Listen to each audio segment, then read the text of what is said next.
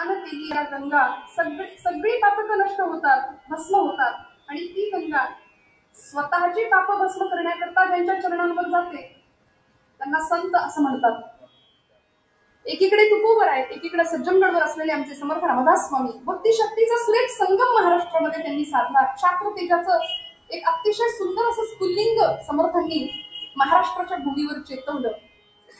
35% का काठावर पास हे बंदिस्त आहे म्हणून आवाज निघतोय. आपल्याला असं वाटतं आपण अगदी ओरडतोय दिल्लीच्या बेठापासून, असं नाहीये.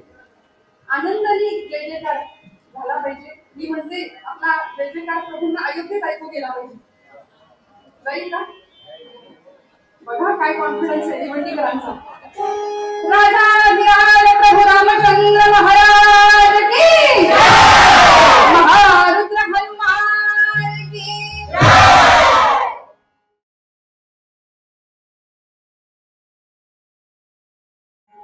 कुंडली करता श्री ज्ञानदेव भैया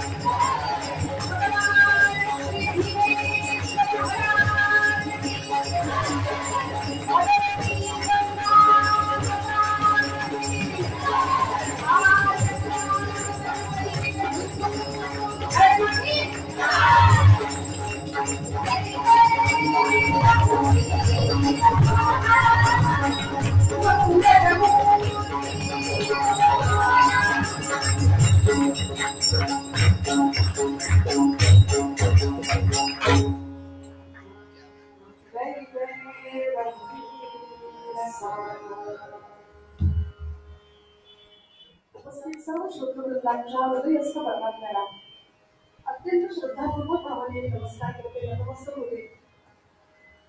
श्री भीमेश्वर संस्थान ब्राह्मण आणि भिवंडी या अतिशय परंपरेने सुरू असलेल्या उत्सवाचा या वर्षीचा शतकोत्तर अमृत महोत्सवी वर्षा या वर्षाला प्रारंभ होतोय आणि या वर्षीचं हे 175 वर्ष आपण सगळे अत्यंत उत्साहाने साजरं करताय. माझ्या परम भाग्याने आपल्या सगळ्यांच्या दर्शनाचा योग माझ्या वाट्याला आज आलाय. भिवंडीचं एकनाथ मंदिर आणि त्या मंदिराशी संलग्न असलेली बरीचशी मंडळी इथे आहेत. काका आहेत, जय दादा आहेत, वैशालीताई आहेत, दादा आहेत, सगळीच मंडळी. आणि इथे प्रथम आज सगळ्यांच्या आशीर्वादाने आजची सेवा भगवान श्री विश्वनाथांच्या चरणावरती समर्पित करते. माझ्या साथीसाठी उपस्थित असलेली या क्षेत्रातली अत्यंत माझ्यापेक्षा वय, अनुभव आणि ज्ञान या सर्व बाबतीत मोठी असलेली ही दोन मंडळी, दोघांचेही आशीर्वाद मागते. दोघंही सांभाळून घेत आहेत आणि आपल्या सगळ्यांचे आशीर्वाद मागते. अभयदादा असतील, म्हणजे सुशीलदादा असतील. जीव तोडून वाजवणं, साथ करणं आणि रंगदेवता त्याशिवाय येत नाही. हा खेळ नव्हे एकल्याचा. त्यामुळे तुम्ही आम्ही खेळी मिळी गदारोळी आनंद देऊ. हा आनंदाचा गदारोळ आपण सगळ्यांनी मिळून करावा आणि सगळ्यांनी मिळून सेवा भगवंतांच्या चरणावर सुपूर्द करावी, समर्पित करावी हा भाव. होय अंग हरिरूप ही परिणती कीर्तनाची झाली पाहिजे. इथे आल्यानंतर नक्की काय व्हावं? कीर्तन चांगलं होय अंग हरिरूप. त्या अवस्थेला जाता येईल का याचा विचार माझ्यासह आपण सगळ्यांनी करावा. म्हणून उपदेशकाच्या भूमिकेत नाही. ही गादी एकमेव अशी आहे की जिथे कीर्तनकार आपण कुठल्याही गादीला पाय नाही लावत, पण ही एकमेव गादी अशी आहे की ज्या गादीवर उभा राहून कीर्तनकार ठामपणे ज्ञानोबा पत्र तुम्हाला आणून देतो. म्हणून मी नेहमी म्हणते कीर्तनकार हा सर्वज्ञ कधीच नसतो, तो पोस्टमन आहे आपला. त्यामुळे सगळ्यांच्या चरणी वंदन करते. आपण सर्व उत्तम जाणकार श्रोतृवर्ग माझ्यासमोर आहात. जसं आपण गंगेच्या पाण्यात उभे राहतो, गंगा दशहरा उत्सव आहे, गंगेचंच पाणी हातात घेतो आणि सूर्याला अर्घ्य देतो, त्याच पद्धतीने ही ज्ञानगंगा आहे माझ्यासमोर असलेली. ही ज्ञानगंगा आहे.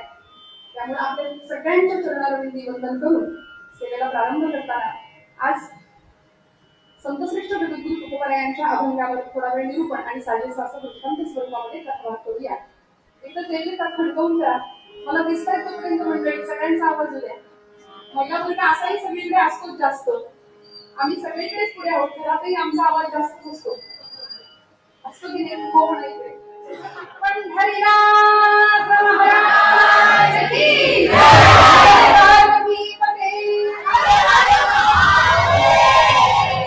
आणि आमच्या कीर्तनाचा आज भाग्य असे सेलिब्रिटी मंडळी आमच्या क्षेत्रात इतकं गोड व्यक्तिमत्व आहे. त्यामुळे मनापासून तिच्यासाठी काय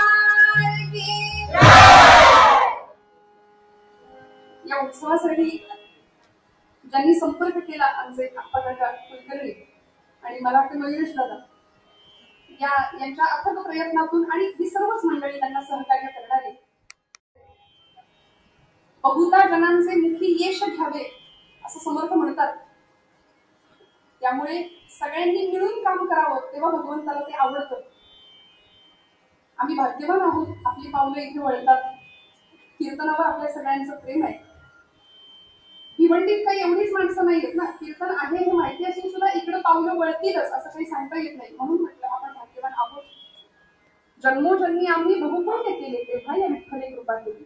जन्म आल्याचे सार्थक विठ्ठलची एक देखील आहे. त्यामुळे आणि गंगा दशहरा उत्सवाच्या या पर्व काळानिमित्त भगवती गंगा मैयेचं स्मरण, जी गंगा सकल पातकांचा नाश करते, स्नान स्नान केली या गंगा सगळी पापकं नष्ट होतात, भस्म होतात. आणि ती गंगा स्वतःची पाप भस्म करण्याकरता ज्यांच्या चरणांवर जाते त्यांना संत असं म्हणतात. म्हणून भारद्वाज ऋषी ज्यावेळी काशीमध्ये असायचे त्यावेळी गंगा स्नान करायला निघाले, पण ते पायऱ्या उतरतायत त्याच्या आधी गंगाच वर यायची 5 पायऱ्या चढून. का तर ऋषींच्या चरणांचं दर्शन घेऊन तिचं पाप नष्ट होईल. आपल्या सगळ्यांचा प्रसिद्ध श्लोक आहे, गंगा गंगेति यो ब्रूयात् योजनानां शतैरपि मुञ्चते सर्व पापेभ्यो विष्णु लोकम स गच्छति. गीता गंगाच गायत्री गोविंदेर्हि संस्थिते चतुर्गकार संयुक्तम पुनर्जन्म न विद्यते. 4 गकारांचा छंद माणसाला लागावा अशी शास्त्रकारांची अपेक्षा आहे. 4 गकार कुठले? गीता, गंगा, गायत्री. गीतेचा छंद लागावा. आता 18 अध्याय गीतेमध्ये काय सांगितलं हे फार कमी मंडळी पाहतात, गीता हातात घेतात. मी नेहमी म्हणते की आपल्या मुलांना योग्य वयात जर गीता हातात दिली तर भविष्यात जाऊन कोर्टात गीतेवर हात ठेवण्याची पाळी त्यांच्यावर कधीच येणार नाही. योग्य वयात गीता दिली पाहिजे. पहिला छंद लागावा गीतेचा. शास्त्रकारांचं म्हणणं आहे गीता, गंगा, गंगेचा छंद लागावा. तिचं स्नान घडावं, तिचं नाम मुखात यावं. शतयोजना लांब असणाऱ्या माणसांनी गंगा गंगा असा जप केला तरी आमची कोटी जन्मात पापातून मुक्तता होते. गीता गंगाच्या गायत्री मंत्राची उपासना सांगितलीच. 3रा गटार आणि 4था गटार आहे गोविंदे हृदय संस्थिते. गोविंदाचा छंद लागावा. प्रस्तुतच्या अभंगामध्ये तुकोबारायांनी गोविंद हा शब्द वापरलाय. अविनाश तरी आपुलिया ऐसे लावी मना पिसे गोविंदाचे. अभंग गोडे सगळ्यांच्या परिचयाचा पाठांतरात माहितीच आहे. आपुला तो एक देव करुणी भ्यावा तेरे विण जीवा सुख नोहे. ये रती माईते दुःखाचे जनिती नाही आधी अंती अवसार. अविनाश करी आपुलिया ऐसे लावी मना पिसे गोविंदाचे. कामणे एका मरणे विसरे उत्तमची फुले कीर्तिमान.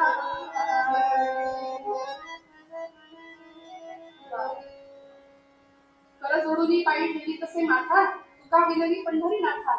रंगी ओढवावी रंग कथा पूर्वी मनोरथा माये बापा. अशी गुणीजन मंडळी साथीला असल्यानंतर का नाही रंग देवता येणार? श्रोत्यांच्या स्वरूपात स्वतः परब्रह्म असतं समोर. म्हणून माऊलींनी सुद्धा श्रोते तुम्ही महेशाची अमृती मी दुबळा अर्चित असे भक्ती बोल जरी गंगावती तरी स्वीकार आली. या श्रोत्यांच्या मध्ये सुद्धा ज्ञानोबांनी प्रकार सांगितले.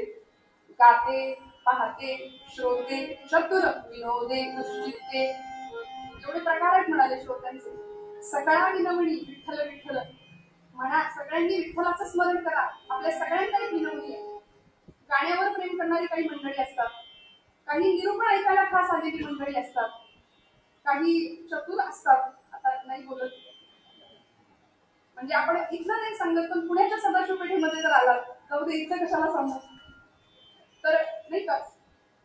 श्रोत्यांचे प्रकार हे माऊलींचे बरं माझं नाही. गाते, श्रोते, पाहते, काही मंडळी पाहण्याकरता, चतुर, विनोदे, काही मंडळी कीर्तनातला विनोदच घरी न्यायला आलेले असतात, आणि दुश्चित्ते त्यांच्याजवळ त्यांच्याविषयी न बोललेलं बरं. सगळ्यांनी मिळून इथं काय करायचं तर इथे आल्यानंतर आमचे पाय आपोआप चौरंग झाले पाहिजे, हात बिल्वपत्र झाले पाहिजे, डोळे समया झाल्या पाहिजे आणि हृदय गाभारा बनलं पाहिजे.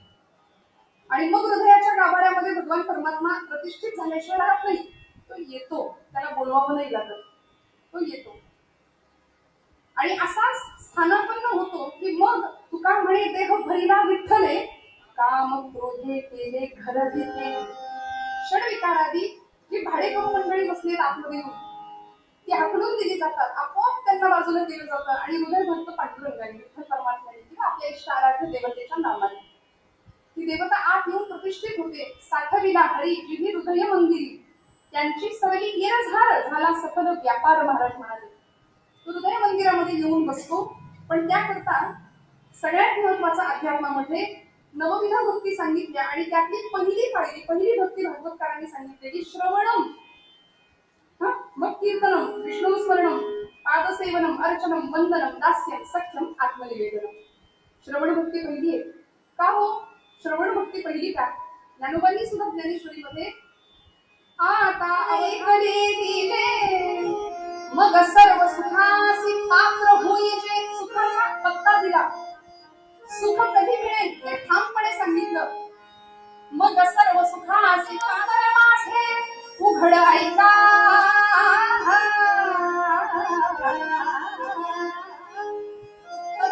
माऊलींचा खरं हा स्वभाव नाहीये. हे तुकोबांनी म्हटलं किंवा नामदेव महाराजांनी म्हटलं तर ते शोभेल, पण ज्ञानोबांचा हा स्वभाव नसताना सुद्धा माऊली म्हणतात आता अवधान ऐकले तिचे मग सर्व सुखाचे पात्र होईचे. हे प्रतिज्ञोत्तर माझे उघड आहे का? मी प्रतिज्ञा घेऊन सांगतो, सगळं सुख कुठे मिळेल? श्रवणामध्ये. सगळं सुख कुठे मिळेल तर श्रवणामध्ये. त्यामुळे आपण सर्व कीर्तनातलं तत्वचिंतन, कीर्तनातलं अध्यात्म, निरूपण, गायन, वेदांत, सिद्धांत, दृष्टांत हे सगळंच इतक्या बहुश्रुततेने ऐकता आहात याची मला परिपूर्णपणे जाणीव आहे. म्हणूनच तुकोबरायांच्या या अभंगाला स्पर्श करताना सगळ्या संत मंडळीमध्ये भागवत धर्माच्या कलशस्थानी विराजमान होते तुकोबराय. सगळ्यांना माहिती अनुरणी या फुकडा तुका आकाश आहे एवढा. असं आकाशव्यापी व्यक्तिमत्व ज्यांना लाभलं, देहूमध्ये जन्माला आले होते तुकोबराय, पण त्यांचा देहू देहूत नाही रमला, ते सदेहू वैकुंठाला गेले. तुकोबरायांचं वैकुंठ गमन सुद्धा लोकांनी चर्चेत आणलं. गेले होते की नाही? पुण्यातल्या काही मंडळी असाही बुद्धिभेद करतात लोकांचा, पण तुकोबराय वैकुंठाला गेले होते आणि गेले होते. हे त्रिकालाबाधित सत्य. एकीकडे तुकोबराय, एकीकडे सज्जनगडवर असलेले आमचे समर्थ रामदास स्वामी. भक्ती शक्तीचा सुरेख संगम महाराष्ट्रामध्ये त्यांनी साधला. क्षात्र तेजाचं एक अतिशय सुंदर असं स्फुल्लिंग समर्थांनी महाराष्ट्राच्या भूमीवर चेतवलं. धर्माचे पालन करणे, पाखंड खंडन हेची आम्हा करणे काम, बीज वाढवावे नाम. म्हणून तर बघा ना की इथे चमत्काराशिवाय नमस्कार नाही घडला. लोकांना चमत्कार करावे लागले, समर्थांना करावे लागले, तुकोबांना करावे लागले, ज्ञानोबांना करावे लागले, कारण लोकांची मतीच स्थिर होईना. म्हणून तर इंद्रायणीच्या पाणी, आज आळंदीला आपण गेलात, इंद्रायणीचे पाणी नाही तेव्हाच आटले. काय घडलं? चमत्कार घडला 12व्या शतकामध्ये. ज्ञानोबाच्या आळंदीत पाय भिंतीला फुटले, पाय भिंतीला फुटले. सावत्याचा शेतमळा भोळ्या भक्तीने फुलला, सावत्याचा शेतमळा भोळ्या भक्तीने फुलला, सावत्याचा शेतमळा भोळ्या भक्तीने फुलला. जनाबाईच्या साथ्याला हो, जनाबाईच्या साथ्याला हात विठ्ठलाने दिला, हात विठ्ठलाने दिला. जनाबाईच्या साथ्याला हात विठ्ठलाने दिला, हात विठ्ठलाने दिला. समतेची देशकाळी येथे पाखरे जातात,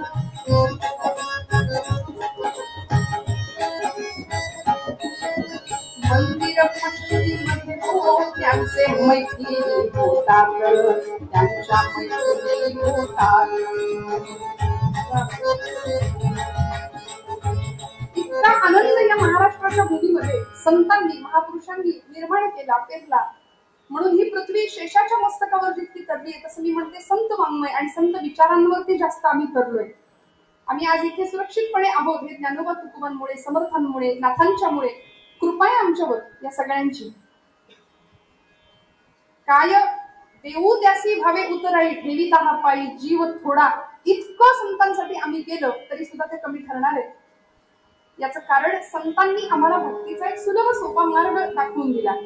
आणि मनुष्य जीव भक्तीच्या प्रांतामध्ये भक्ती करतो, पण भक्तीचं फळ मिळत नाही, अयशस्वी ठरतो. वाट्याला येतं दुःख, वाट्याला येते निराशा, वाट्याला येतं मराठीमध्ये फ्रस्ट्रेशन. फार टेन्शन असतो आम्हाला. 2.5-2 वर्षाचं पोरग सुद्धा टेन्शन मध्ये, त्याच्या हातात मोबाईल घेऊन त्याचं कसं टेन्शन वाढतं. खरं आहे की नाही? प्रचंड वैताग, मनस्ताप, वैफल्य, रागा.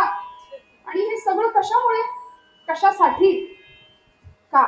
या सगळ्या प्रश्नांची उत्तरं स्वतः शोधावी. संतांनी या सगळ्या प्रश्नांची उत्तर आम्हाला दिली. त्यासाठी कुठलेही वर्कशॉप करायची गरज नाही, कुठलीही काउन्सिलिंग करायची गरज नाही. सगळं काउन्सिलिंग ग्रंथांमध्ये. सगळ्यात मोठे काउन्सिलर संत आहेत, त्यांच्या इतकं समुपदेशक कोणी असूच शकत नाही. कधीतरी माऊली कळेल. पहा माझा ग्रंथ नीट, नका करू खटपट. समर्थ म्हणतात त्याने सापडेल वाट सायुज्यतेची. थेट सायुज्य मुक्तीची वाट समर्थ आम्हाला दासबोधाच्या माध्यमातून देतात. तुकोबांची गाथा म्हणजे ते तुकोबांचे शब्द असे. पाहिली पुराणे, धांडोळीली दर्शने, तेव्हा गाथा सिद्ध झाली. आणि एवढं होऊन महाराज म्हणतात मज विश्वंभर बोलवितो. तुका म्हणे मज बोलवितो देव, मी नाही हे केलं सगळं. नामदेवे केले स्वप्न माझी जागे, सवे पांडुरंगा घेऊन या. शतकोटी अभंग रचनेचा संकल्प पांडुरंगा तू माझ्याकडून करून घेतलास, तू माझ्याकडून हे सगळं करून घेतलंस. हा भाव होता संतांचा. याचं कारण एक होतं की संतांना सगळं सुखाचा आदर किंवा सर्व सुख कुठं मिळेल याचा पत्ता समजला होता. आणि आमचं असं झालंय की आम्हाला तो पत्ताच माहिती नाही, म्हणून आम्ही भरकटतो, सुखाच्या शोधामध्ये फिरतो. कुठे मिळेल सुख? जगी सर्व सुखी असा कोण आहे? समर्थांनी प्रश्न विचारला. विचारी मना तुझी शोधून पाहे. कोण आहे सगळ्यात सुखी? आणि मनुष्य सगळ्यात दोन गोष्टींची कामना कायम करत असतो. पहिली गोष्ट आहे सुख आणि दुसरी गोष्ट आहे अमरपद. माणसाला मृत्यू नकोय, मरण नकोय. मृत्यू येणार आहे हे माहिती असून सुद्धा आम्ही सगळ्यात जास्त कशाला घाबरतो? मृत्यूला घाबरतो. सगळ्यात जास्त कशाची अपेक्षा करतो? सुखाची. ते सुख नश्वर आहे, नाशिवंत आहे. जो प्रपंच आम्हाला सुखाचा वाटतो तो मुळात सुखाचा नाहीये, तो सुखाचा भ्रम आहे. हे आम्हाला माहिती आहे सगळ्यांना. पण तरी सुद्धा आम्ही त्याच सुखाची अभिलाषा करतो. तिथूनच सुख मिळेल अशी अपेक्षा करतो. हे म्हणजे असं झालं. स्वानंद सुख निवासी सद्गुरू मामासाहेब दांडेकर म्हणायचे, तुम्ही मिरच्यांच्या बाजारात गेलाय आणि तिथे म्हणताय मला किलोभर खव्याचे पेढे द्याल का? प्रपंचामध्ये सुख शोधणं म्हणजे हा विनोद असा आहे. अहो मिरच्यांच्या बाजारात गेल्यानंतर तिथे ठसकाच लागणार, तिथे डोळ्यात पाणीच येणार. ते ठाम म्हणून चालावं. तिथे सुखाची अपेक्षा कशी करू आपण? पण आमचं असं झालंय. पंचतंत्रामध्ये एक गोष्ट सांगितली जायची. जुनी मंडळी आणि जुना लहान वर्ग बरं का. आता candy crush, temple run, angry bird, अजून काय गेम असतील मला नाही माहिती. त्यामुळे त्या पंचतंत्रामध्ये कथा सांगितली जायची. एका राजाने एक माकड पाळलं होतं. प्रधानाला घेऊन त्या माकडाची परीक्षा घेण्याकरता राजा जंगलात गेला आणि झाडाच्या एका ढोलीमध्ये असे मुठभर फुटाणे ठेवले होते. त्या माकडासमोर ते काम केल्यामुळे ते माकड पुढे मारत गेलं आणि त्या झाडाच्या ढोलीमध्ये त्याने आपला हात घातला. जेवढे फुटाणे होते त्याच्या मुठीत बसतील तेवढे सगळे फुटाणे घेतले आणि आता आकार बदलला हाताचा.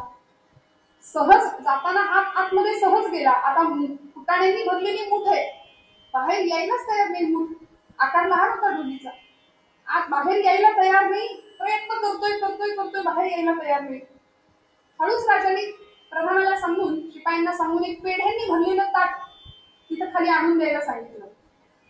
ते माकड, आपण माकडाविषयी बोलतोय बरं का, ते माकड त्या फुटाण्यांनी भरलेली मूठ आहेच आहे, ती सोडायला तयार नाही. समोरचं पेढ्यांचं ताट त्याला दिसतंय, त्याला तेही हवंय, पण फुटाणे सोडायला तयार नाही. तो पेढ्यांकडे बघून जिभेत लाळ गळतीये, पाणी सुटलंय तोंडाला, पण फुटाणे सोडायला तयार नाही. आमचं असंच आहे ना. कितीही श्रेष्ठ दर्जाचं सुख भगवंताच्या पायाशी आहे हे संतांनी ओरडून सांगितलं. घटिका गेली, पळे गेली, तास वाजे झणाना, आयुष्याचा नाश होतो राम कार्य म्हणा. सांगितलं ना समर्थांनी, कळवळून सांगितलं. पण नाही, आम्ही प्रपंचातच सुख शोधतो. श्रेष्ठ दर्जाचं सुख कुठे आहे याचा पत्ता माऊलीने दिला. सर्व सुखाचे आगर बाप रखुमा देवीवर, सर्व सुखाचे आगर बाप रखुमा देवीवर, सर्व सुखाचे आगर बाप रखुमा देवीवर.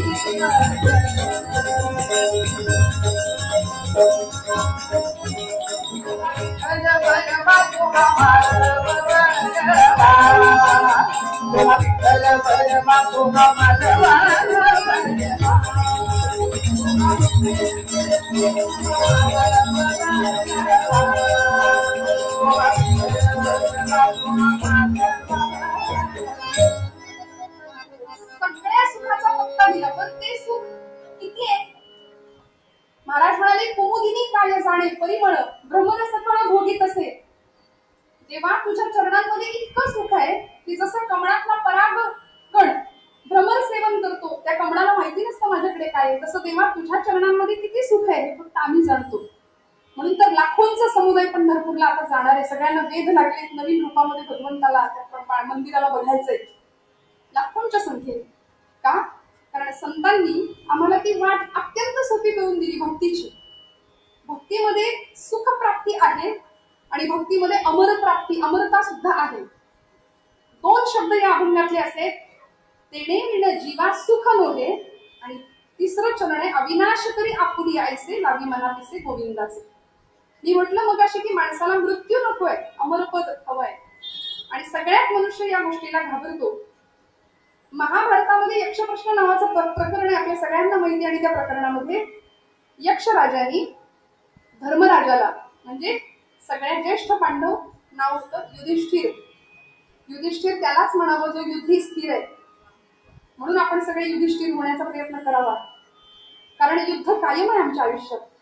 आपण म्हणून आम्ही कुठे ढाल तलवारी घेऊन लढतो, पण आहे हो वैचारिक संघर्ष आहे, मानसिक संघर्ष आहे, आणि आयुष्याचं नावच संघर्ष आहे. दुसरं ईसीजी वरची रेषा कधीच सरळ नसते, असते का? जिवंत माणसाची. आम्ही जिवंत आहोत ना, आम्ही चालतोय बोलतोय, आमची ईसीजी ची रेषा कधीच सरळ नसणार आहे. ती रेषा सरळ झाली की माणसं म्हणतील उचला यांना. ती वर खाली असते, हे जिवंतपणाचंच लक्षण आहे. चढ उतार तुकोबराय म्हणजे रात्रंदिवस आणि मन अखंड युद्धजन्य परिस्थिती आहे आमच्या आयुष्यामध्ये. मग ते सगळं स्वीकारून त्या युधिष्ठिराचं वर्तन असं होतं, तो युद्धी स्थिर असायचा, कायम स्थितप्रज्ञ. भगवंतांचा गीतेतला आवडीचा शब्द स्थितप्रज्ञ, कायम शांत.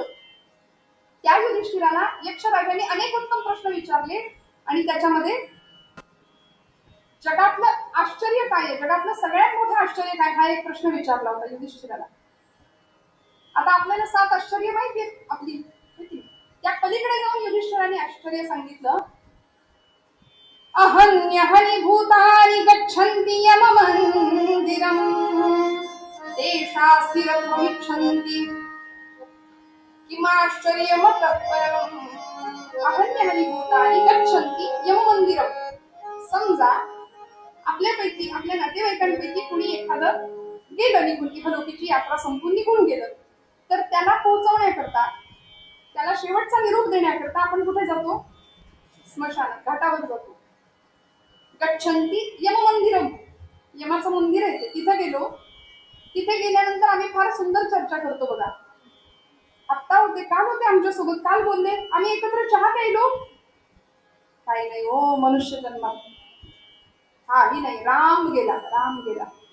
आणि घरी आल्यावर म्हणतो मस्त गरम गरम आलं टाकून चहा कर, आहे की नाही, मसाल्याचा चहा कर.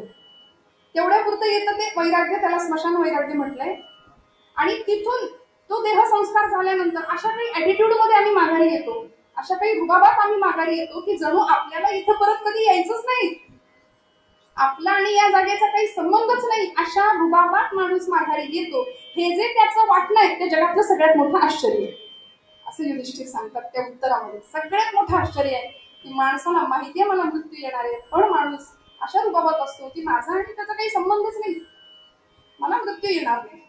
त्यामुळे मरणाचा सोहळा संतांनी केला. मरणात खरोखर जगत जगते, कवींची कविता आहे. मृत्यूचा कुठे सोहळा असतो का हो? पण संतांनी केला. आपुले मरण पाहिले मी डोळा, धन्य तो सोहळा अनुपम्य. अनुपम्य का बरं हे सगळं त्यांना जमलं? कारण त्यांनी ज्याला आपलं म्हणायचं त्यालाच आपलं म्हटलं. आपण काय करतो? आपण नको त्यांना आपलं आपलं आपलं करत बसतो. आपण नातेवाईकांना, म्हणून आमचे सगळे कीर्तनकार गमतीने म्हणतात, नातेवाईक नात्यातली माणसं ना त्यातली, नात्यातली माणसं ना त्यातली असतात. मराठी भाषेमध्ये नाती गोती हे शब्द आहेत. जी नाती गोत्यात आणतात तीच नाती. म्हणाली लांब राहूया थोडस. फार नकारात्मकता, फार निगेटिव्हिटी असते काही मंडळींकडे, बघा तुम्ही. आहे ती सकारात्मकता खाऊन टाकतात ही माणसं, लांब राहावं यांच्यापासून. संसारी माणसं असतात की ट्रॅफिक वाढवायचं काम करतात जास्त, एकमेकांना चाचपत असतात. काय कसं काय, बरं चाललंय का तुमचं? पुढचा माणूस म्हणतं काय बरंच म्हणायचं, आता रडत खरत ढकलायचं कसं तरी. विचारणाऱ्याला इतकं बरं वाटतं, इतकं बरं. चला म्हणजे आपलंच बिघडलंय असं काही नाही.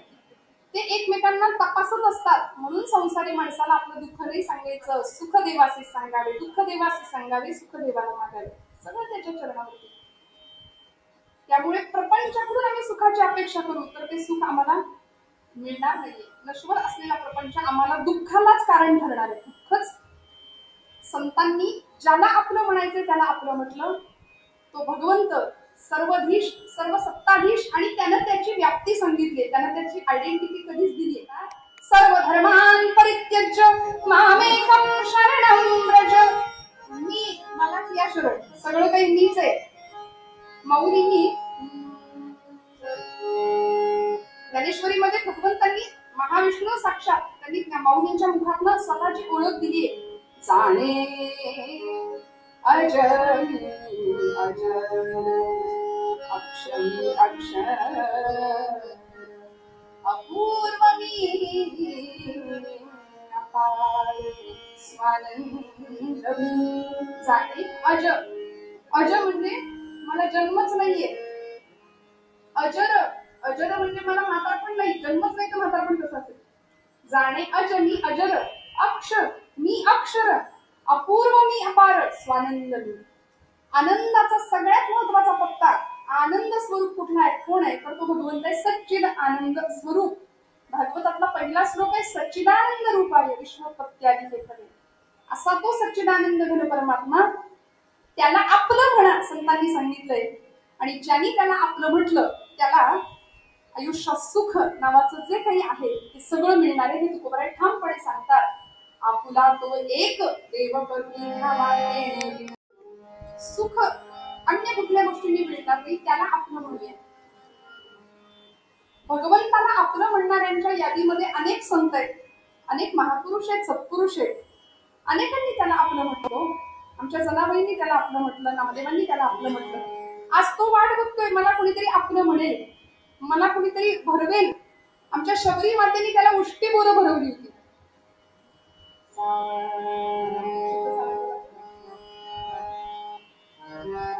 शबरीने उष्टी बोरं भगवंताला भरवली का, आपलं म्हटलं होतं.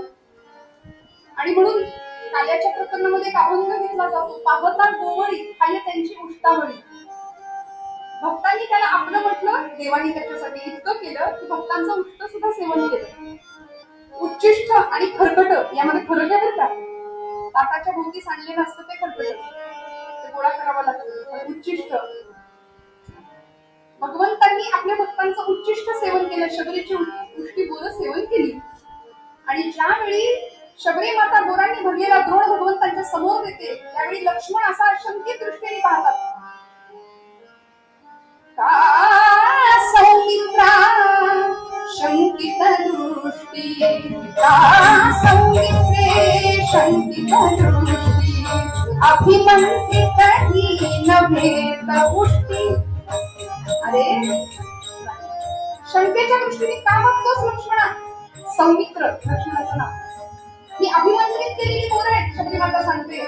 कारण महाराष्ट्राचे आधुनिक वाल्मिकी गदी माडगुळकर म्हणतात, या वदनी तर नित्य नांदतो वेदांचा मधुरिमा. राम राम राम राम उच्चार करण्याचं मुख, या मुखाने जर मी पुष्टी बोरं केली तर ती पुष्टी नाही, ती अभिमंत्रित झालेली आहे. हा भाव होता. सौमित्रे शंकित दृष्टी, अभिमंत्रित ही नवेत पुष्टी, या वदनी तर नित्य नांदतो, वदनी तर नित्य नांदतो वेदांचा मधुरिमा.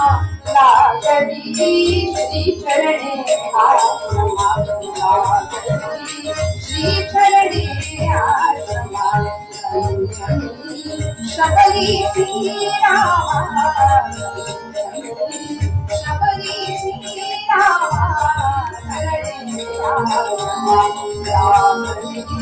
श्री चरणे आश्रमात. धन्यता व्यक्त करावी, त्याला आपलं म्हटलं. आपुला तो एक देव करून घ्यावा तेने विन जीवा सुख नव्हे. आता आपलं म्हणण्यामागे काय काय काय अनस्युत आहे. जगामध्ये 3 प्रकारचे संबंध असतात श्रोते हो. पहिला संबंध आहे जन्मजात संबंध, दुसरा संबंध आहे प्रस्थापित संबंध आणि तिसरा संबंध आहे सनातन संबंध. आईची आणि मुलाची नाळ जोडलेली असते, तो जन्मजात संबंध आहे. वेळ आली तर तेही नातं तुटतं.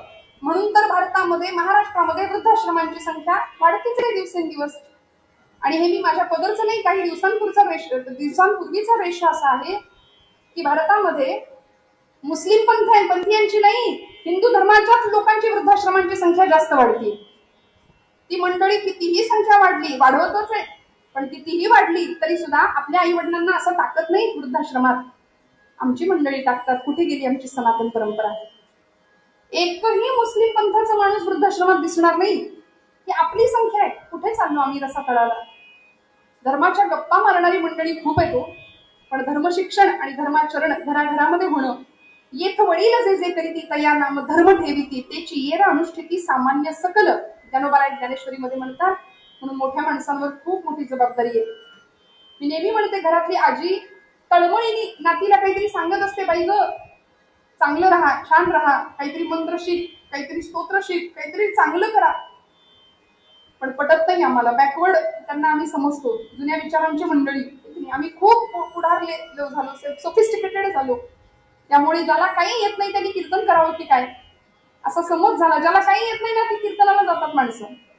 त्यांना काही कळत नाही जगातलं. पण असं नाहीये. भगवंताला आपलं म्हणावं लागेल. आपुला तो एक देव करून घ्यावा, तेने विन जीवा सुख नव्हे. जन्मजात संबंध सांगत होते. आईशी जन्मजात संबंध असतो. वेळ आली तर तो संबंध सुद्धा तुटतो. जन्मजात संबंधामध्ये सुद्धा दुरावा येतो. आपली नाती तुटतात. जरा काही बिनसलं, इगो प्रॉब्लेम आपण ज्याला म्हणतो की नाही, तो आलो की संपला. जन्मजात संबंध. प्रस्थापित संबंध, जे निर्माण केलेलं नातं असतं, मांडलेलं नातं, मांडलेला भाऊ, मांडलेला नाही का, त्या नात्यामध्ये सुद्धा दुरावा येतो. आजचे एकदम परम घट्ट मित्र असतात, उद्याचे कट्टर शत्रू होतात, वैरी होतात. वीटभर जमिनीच्या बांधाच्या तुकड्यासाठी एकमेकांचा खून पाडणारे भाऊ आपण महाराष्ट्रामध्ये, समाजामध्ये पाहतो आजूबाजूला. त्यामुळे ही सगळी नाती तुटू शकतात. पण एक नातं असं आहे जे भगवद्गीतेत भगवान गोपाळ कृष्ण सांगतात, ममैवांशो जीवलोके